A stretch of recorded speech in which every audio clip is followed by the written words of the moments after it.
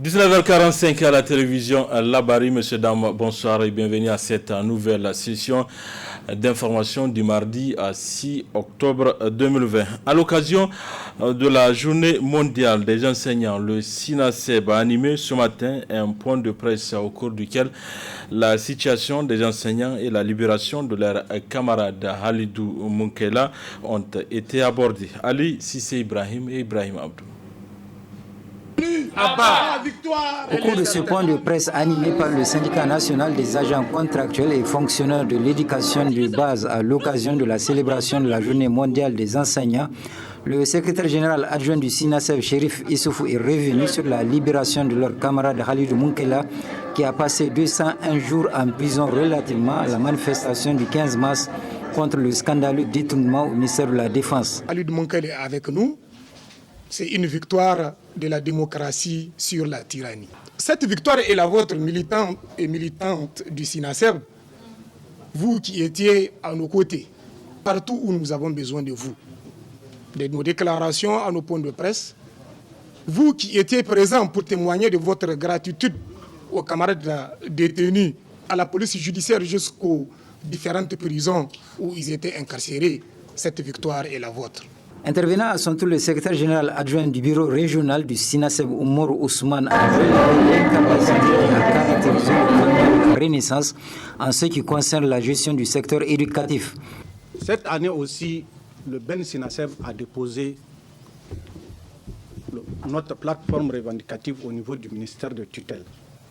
Plateforme revendicative qui n'a pas fait l'objet, en tout cas, de négociations au haut niveau comme d'habitude.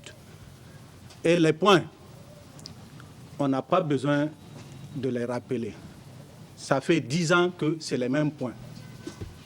Parce que rien n'a changé. Depuis l'avènement du régime de Gouri, rien n'a changé dans nos revendications. Tout est resté au point mort. Le recrutement, plus de 9 ans que ces gens n'ont jamais recruté. Les camarades qui ont été révoqués, résiliés pour faire 2 fois parce que ces gens ont refusé d'aller à l'évaluation illégale organisée par le gouvernement. Des camarades qui ont été aussi redéployés, séparés de leur famille, ces camarades aussi ont vu leur contrat, ou 2 fois même, leur contrat résilié, qu'ils soient fonctionnaires ou qu'ils soient contractuels. Quant à Halidou Munkela, secrétaire général du SINASEB, après avoir remercié tous ceux qui les ont soutenus lors de leur incarcération, il s'est apaisanti sur les conditions abusives de leur emprisonnement avant d'appeler ses camarades enseignants à une prise de conscience. Nous sommes à la veille des élections générales. Mais si chacun peut venir tenir de beaux discours, amadouer les enseignants, utiliser les enseignants, eh bien les enseignants ont pris conscience. Les enseignants ont pris conscience. Les discours ne vont plus passer. Les enseignants sont des hommes de terrain. Les enseignants sont dans les bureaux de vote. Les enseignants sont partout. Les enseignants, en réalité, sont au centre de l'organisation des élections générales. Eh bien, les enseignants doivent prendre leur destinée en main. Ils ont à prendre leur destinée en main à partir de maintenant. Que des individus, qu'ils soient à la présidence ou ailleurs, en tout cas, une poignée de personnes qu'on peut compter, en tout cas, au bout des doigts, se sont accaparées de plusieurs centaines de milliards à leur profit. Qu'est-ce qui peut nous empêcher légalement, nous en tant qu'organisation syndicale, de demander justice par rapport au détournement de nos fonds? Les gens oublient que quand on parle de fonds de l'État, on pense que non, c'est l'argent du président Issoufou ou bien c'est l'argent du Premier ministre. C'est notre argent. Ils n'ont pas d'argent. Ils ont quoi? C'est notre argent. C'est l'argent du contribuable nigérien. Je contribue, mes parents contribuent, nous contribuons tous. Eh bien, s'il y a détournement, on doit nous rendre compte de là où l'argent a été destiné. Ceux qui ont volé doivent effectivement répondre. Voilà tout ce qu'il faut comprendre. Les milliards pouvaient servir à recruter combien d'enseignants? Nous allons poursuivre cette affaire-là pour que justice puisse être faite. Nous allons aller jusqu'au bout. Nous allons aller jusqu'au bout. Et l'autre aspect, pour montrer le caractère arbitraire, nous étions en prison. Plusieurs fois, à plusieurs reprises, nos avocats ont introduit des demandes de mise en liberté provisoire. Rejetées. Demande de liberté conditionnelle. On nous dit, venez payer 5 millions, on va vous donner la liberté. Et même là, le procureur fait appel. Même si il ne fait pas appel, qui leur dit que nous, on va payer 1000 francs pour sortir de prison. Et la preuve, on est sorti de prison sans payer 1000 francs. Enfin, le secrétaire général du SINASEB, Khalidou Monkela, a déclaré la nécessité de continuer à travailler sur le dossier du détournement dévoilé au ministère de la Défense. Un détournement qui, selon Khalidou Monkela, était à la base. Le Haut Commissariat à la modernisation de l'État a organisé ce matin avec son partenaire Sahel Human Investigation for Governance Activities, SHIGA, une série de formations à l'intention des secrétaires généraux des ministères sur l'exercice de leurs fonctions en période électorale. Asma Osedou Aboubakar Souley. L'initiative est celle du Haut Commissariat à la modernisation de l'État en collaboration avec ses partenaires, l'ONG Shiga, l'USAID et le FSVC de se réunir et échanger autour du thème « Exercice de la fonction des secrétaires généraux et fonctionnement des ministères en période électorale ». Le thème, comme vous l'aviez vous-même constaté, est d'actualité et cadre avec vos attributions. Il est d'importance pour vous. Au regard de vos responsabilités, situées au sommet de la hiérarchie administrative, il vous revient sous la responsabilité des ministres d'assurer la gouvernance des départements ministériels. En effet, de par les textes, et principalement la loi 2011-20 du 8 août 2011, déterminant l'organisation générale de l'administration civile de l'État et fixant ses missions, votre rôle consiste à animer, coordonner, contrôler et évaluer l'action des structures des départements ministériels, de veiller à l'unité dans la conception et l'élaboration des décisions ainsi qu'à leur mise en œuvre.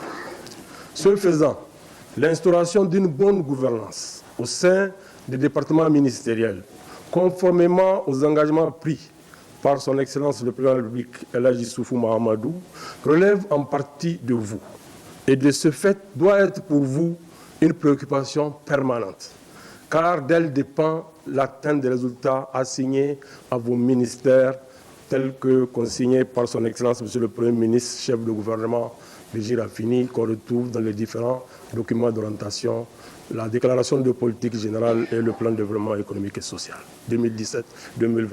Une telle rencontre, à tout son sens, à seulement quelques jours des échéances électorales, poursuit le Haut Commissaire à la modernisation de l'État. Notre pays est à la veille des échéances électorales importantes, période pouvant être caractérisée par une démobilisation générale des fonctionnaires, ce que pourtant rien ne justifie. À ce niveau, votre rôle sera déterminant. Il vous reviendra, au regard de vos attributions, que je mentionnais tantôt, de faire en sorte que cela ne soit pas le cas. Autrement, de veiller à ce que le fonctionnement du service public soit assuré de façon continue et permanente. Mieux, à la matière, il existe une législation et dont le respect vous incombe intégralement. Mesdames et messieurs les secrétaires généraux et secrétaires généraux adjoints des ministères, l'instauration de la bonne gouvernance reste une préoccupation permanente des autres autorités. Et c'est à cela que participe cette conférence. Je vous invite de suivre la communication avec un grand intérêt afin que vous puissiez tirer le maximum de profit. Aussi, il va de soi, du fait que beaucoup d'entre vous ont aussi capitalisé une grande expérience dans la fonction, la rencontre sera davantage un cadre d'échange où les uns et les autres vont s'enrichir mutuellement. À noter que dans cette demande, le HCME est accompagné par l'ONG Shiga qui a seulement quelques mois de présence au Niger à apporter des appuis dans le cadre de la modernisation des structures étatiques et non étatiques. Parlons politique à présent avec cette conférence de presse animée ce mardi 6 octobre 2020 par le président du parti Rana, Dr Hamidou Mamadou Abdou a répondu aux questions des journalistes sur l'engagement du parti dans le processus électoral en cours au Niger. Pour le président du parti, Rana est fin prêt pour aller à toutes les élections. Résumé avec Hassan Saleh Mustafa et Aboubakar Souley. Face à la presse nationale et internationale et sans détour, le président du parti Rassemblement National Africain Rana, Dr Hamidou Mamadou Abdou, a répondu à toutes les questions posées par les journalistes. S'agissant des préparatifs des élections à venir, Rana est prêt à affronter tous les scrutins, a déclaré son président. Depuis la conférence nationale, dites-moi, ces grands partis issus de la conférence nationale, qui n'a pas géré le Niger? Dites-moi là. Ils ont tous géré le Niger, mais nos populations sont toujours dans la pauvreté. Vous comprenez? Notre virginité politique est un atout. La virginité politique du Rassemblement National Africain aujourd'hui est un atout parce que toutes les Nigériennes et les Nigériens appellent au renouvellement de la classe politique. Et si vous regardez les nouveaux partis qui sont nés, très vite vous allez dire le Rana est ici. C'est un atout. Et c'est pour ça que j'ai précisé que autant que les anciens partis, aujourd'hui Rana est implanté sur tous les territoires nationaux et prêt en ordre de bataille. Donc c'est un atout. En décidant de créer Rana, les fondateurs du parti veulent rompre avec le mode actuel de la gestion des affaires publiques au Niger. Pour ce faire, le président du parti a une fois de plus réaffirmé clairement les ambitions de Rana. La mission dans laquelle je me suis engagé, notamment en politique au Niger, requiert autant d'engagement. Parce que je le dois aux Nigériennes et aux Nigériens. Nous nous engageons dans une campagne ou des campagnes électorales qui s'annoncent, qui sont très demandantes si on veut faire du sérieux. Et cela faisait déjà quelques mois que je préparais de céder mon poste à un de mes plus proches lieutenants, Olivier Brière, pour que je puisse me consacrer complètement aux Nigériennes et aux Nigériens.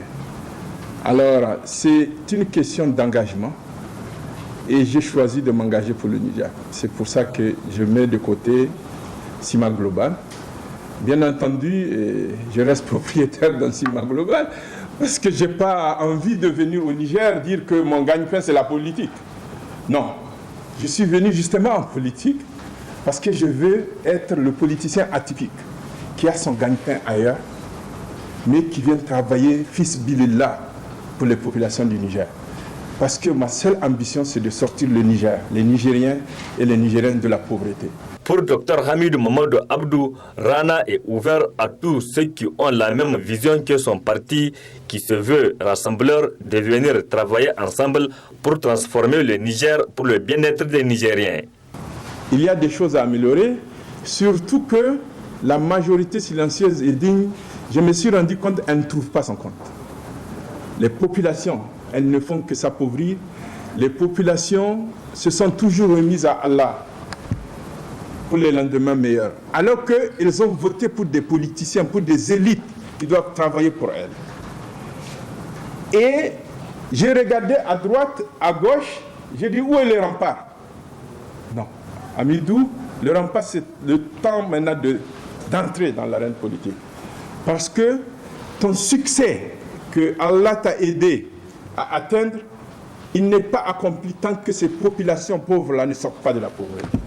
Voilà la raison pour laquelle je me suis engagé en politique. J'ai fait le tour de la planète, chercher des Nigériens de la diaspora qui auraient la même idée que moi. Je l'ai eu et ensemble, nous avons contacté des Nigériens qui sont sur place et on a fondé le Rana. Le parti Rana, très soucieux de devenir des Nigériens, a comme candidat à la présidentielle de 2020 Dr Hamidou Mamadou Abdou. Il est aussi le premier à verser sa caution de 25 millions de francs CFA parmi tous les candidats à la présidentielle annoncée.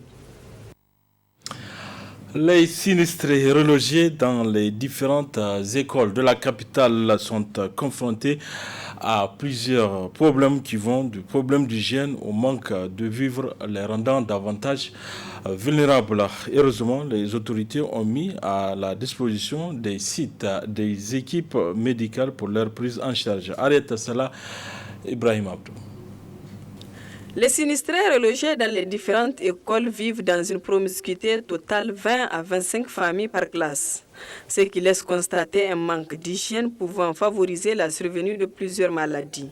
Pour faire face à ces maladies, les autorités sanitaires ont installé des équipes médicales dans les différents sites abritant les sinistrés. Des équipes médicales qui prennent en charge convenablement tous les malades qui se présentent à elles selon les sinistrés. Les agents de santé qui sont ici prennent en charge toute personne malade. Nous les remercions beaucoup. Ils nous soignent gratuitement. Les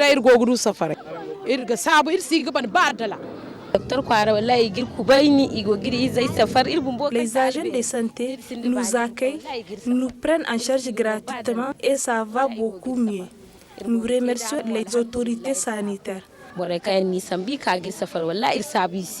Si du côté de la prise en charge sanitaire, on ne signale aucun problème, par contre, on relève le manque de vivres chez les sinistrés qui attendent toujours l'aide de bonne volonté des autorités pour surmonter cette épreuve.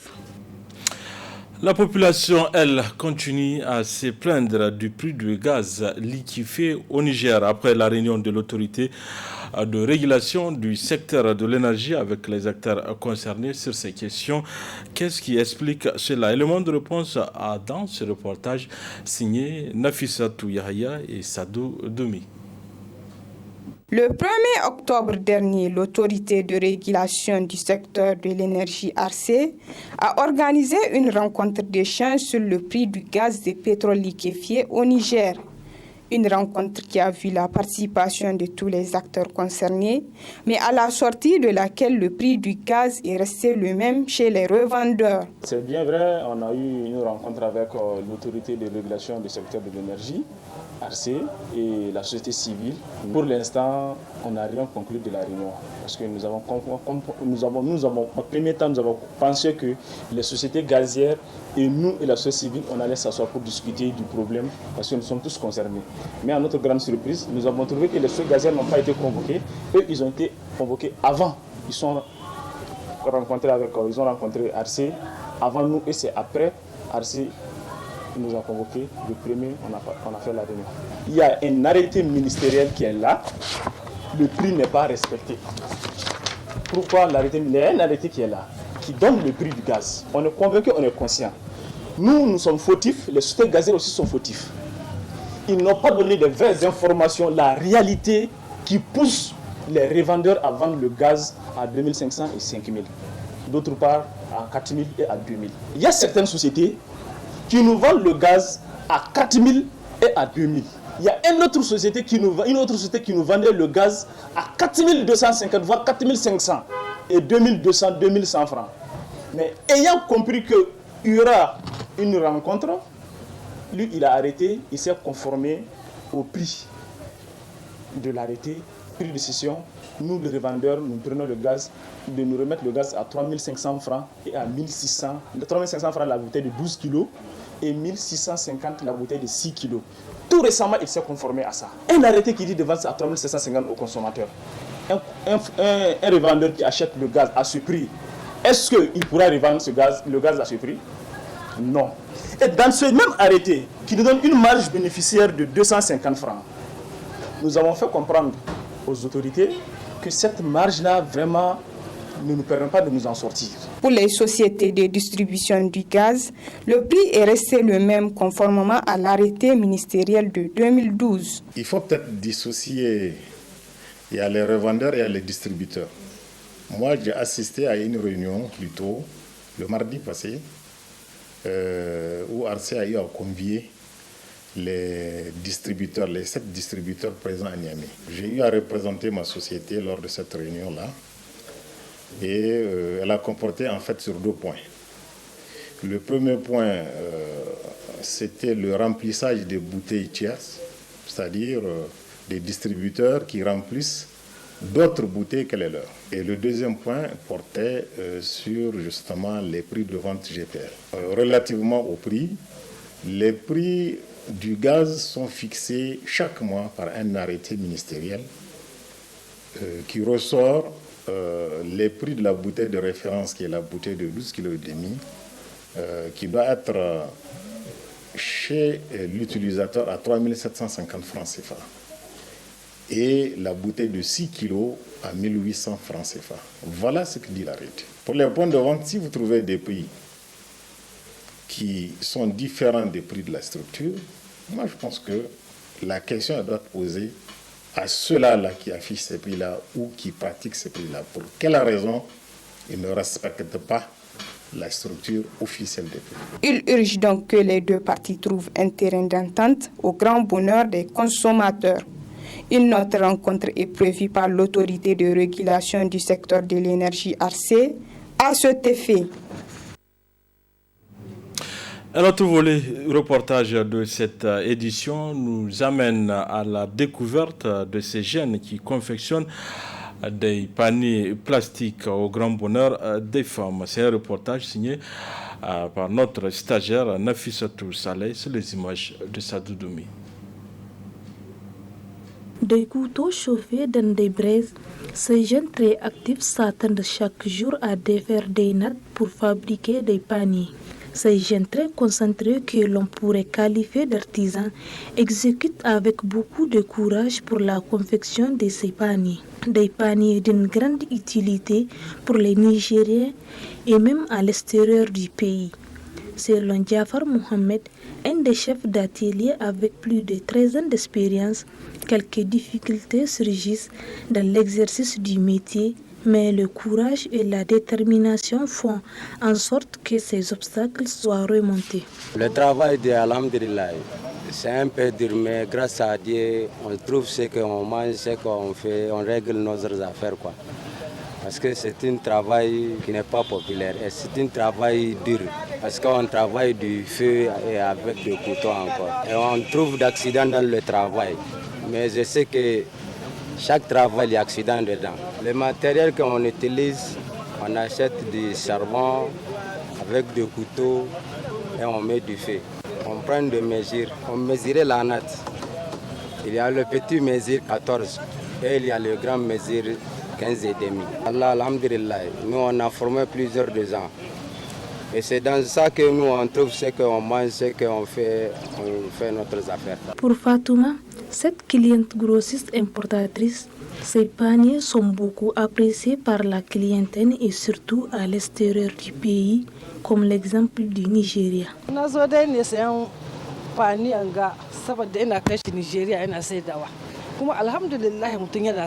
Je suis venue acheter des paniers pour aller les vendre au Nigeria et Dieu merci, j'arrive à m'en sortir. Ils confectionnent des différentes sortes de paniers qui sont très appréciés par les clients du Nigeria. Le commerce de ces derniers temps est un peu dur à cause de la pandémie de la COVID-19 car nous rencontrons beaucoup de difficultés dans l'acheminement de la marchandise.